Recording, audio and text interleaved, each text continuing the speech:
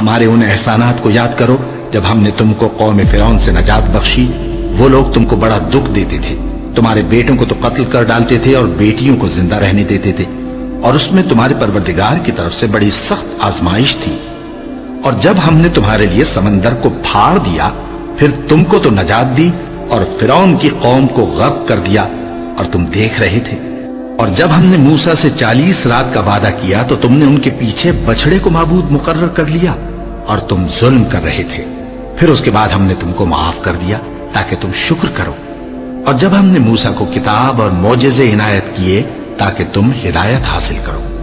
اور جب موسیٰ نے اپنی قوم کے لوگوں سے کہا کہ بھائیو، تم نے بچڑے کو معبود ٹھہرانے میں اپنی جانوں پر ظلم کیا ہے، تو اپنے پیدا کرنے والے کے آگے توبہ کرو، پھر اپنوں کو قتل کرو، تمہارے خالق کے نزدیک تمہارے حق میں یہی بہتر ہے۔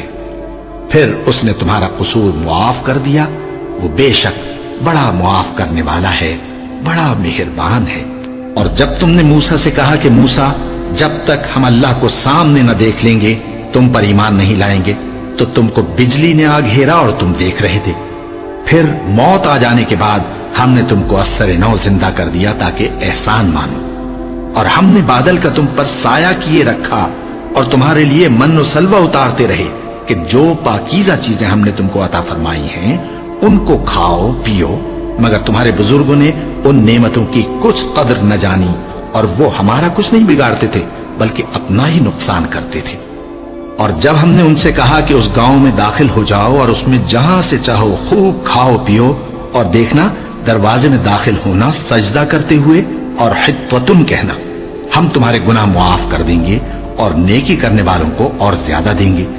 تو جو ظالم تھے انہوں نے اس لفظ کو جس کا ان کو حکم دیا تھا بدل کر اس کی جگہ اور لفظ کہنا شروع کیا، بس ہم نے ان ظالموں پر آسمان سے عذاب نازل کیا کیونکہ نافرمانیاں کیے جاتے تھے۔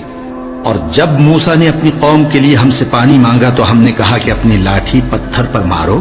انہوں نے لاٹھی ماری تو اس میں سے 12 چشمے پھوٹ نکلے، اور تمام لوگوں نے اپنا اپنا گھاٹ معلوم کر کے پانی پی لیا۔ ہم نے حکم دیا کہ اللہ کی عطا فرمائی ہوئی روزی کھاؤ اور پیو، اور زمین میں فساد نہ کرتے پھرنا۔